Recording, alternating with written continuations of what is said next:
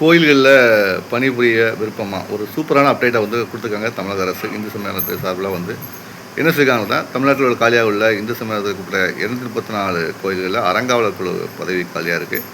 அதுக்கு நீங்கள் விண்ணப்பிக்கலாம், பக்திமானாக இருந்தால் நீங்கள் விண்ணப்பிக்கலாம் அப்படின்னு சொல்லியிருக்காங்க. கரும்பு தென்னை கூலியான மாரி சாமி கும்பிட்ட போகிறவங்களுக்கு அறங்காவலர் குழு பதவி கிடைச்சா சந்தோஷம் தானே. அந்த மாதிரி ஒரு வேக்கண்டாக அறிவிச்சிருக்காங்க. முன்னெல்லாம் பார்த்தீங்கன்னா அது கட்சிக்காரங்களுக்கும் வேண்டப்பட்டவர்களுக்குமே அந்த பதவிகள் வந்து வழங்கப்பட்டது, சமுதாயத்தை சேர்ந்த விலங்குகளுக்கு. ஆனால் இப்போ அப்படி கிடையாது. வெளிப்படையான ஒரு அறிவிப்பை விட்டு யார் வேணால் விண்ணப்பிக்கலாம். அவங்களுக்கு தகுதி இருந்தால், சிறப்பான தகுதிகள் இருந்தால் கண்டிப்பாக அவர்களுக்கு அந்த பதவி வழங்கப்படும்னு இந்து சமய அறநிலையத்துறை வந்து தெரிவிச்சிருக்கு. மொத்தம் 213 கோயில்களில் அதுக்கான அறிவிக்கையும் வெளியிட்டிருக்காங்க. பத்திரிகைகள் நாளிதெல்லாம் வெளிவந்திருக்கு. அதோடைய அறிவிக்கையும் மேலே நான் ஷோ பண்ணியிருக்கேன், பாருங்கள். யாரெல்லாம் ஆர்வம் இருக்கோ முடிஞ்சளவுக்கு விண்ணப்பிச்சு பாருங்களேன். கிடைச்ச லக்கு தானே. கோயிலில் வந்து சாமி கும்பிட்டுட்டு வேலையை நீங்கள் பார்த்துக்கலாம் இல்லையா.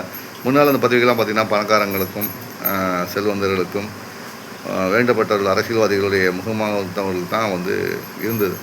ஆனால் உண்மையிலே தற்போது வந்து பக்திமான்களுக்கு மாறும் என்ன ஆகும்னா, கோயிலுடைய புனிதத்தன்மை வந்து காக்கப்படும். ஏன்னா வந்து தான் வீட்டை எப்படி வச்சுருப்போம், சுத்தமாக வச்சுருப்போம் இல்லையா. அதை மாதிரி பக்தியாக இருக்கவங்க அந்த இடத்துக்கு போகும்போது என்ன ஆகும்னா, அந்த கோயிலை சுத்தமாக வச்சுருப்பாங்க. அம்மன் அலங்காரத்துலேருந்து சாமி அலங்காரம் வரைக்கும் ஒவ்வொரு விஷயத்தையும் பார்த்து பண்ணுவாங்க. அந்த நம்பிக்கை பக்தர்களுக்கு கண்டிப்பாக ஏற்படும். ஏன்னா அவங்களுக்கு வந்து சிரமங்கள் தெரியும், அதுக்கேற்ற மாதிரி ஏற்பாடு பண்ணுவாங்க. ஆனால் அந்த பதவியில் வந்து முன்னால் இருந்த பதவிகள் இருந்தவங்கெல்லாம் வந்து பார்த்திங்கன்னா செல்வந்தவங்க புகழ் படைத்தவங்கலாம் இருக்கும்போது என்ன ஆகுனா, அவங்க ஏசி ரூம்லேயே இருந்து பழக்கப்படுறதுனால வந்து அந்த பக்தருடைய சிரமங்கள்லாம் பெரிய தெரியாமல் இருக்கும். ஆனால் இப்போ எளியவர்கள் அந்த பதவிக்கு வந்தால் இவ்வளோ சந்தோஷமாக இருக்கும் பாருங்கள்.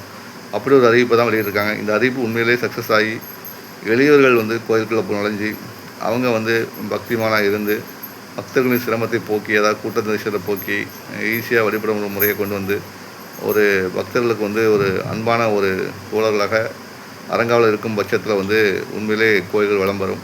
அப்படி ஒரு அறிவிப்பு அப்டேட் கொடுத்துருக்காங்க. மகிழ்ச்சியாக இருக்குது. முடிஞ்சவங்க நல்ல பக்திமானாக இருக்கவங்க விண்ணப்பிச்சு பாருங்கள். கிடைச்ச லக்கு தானே.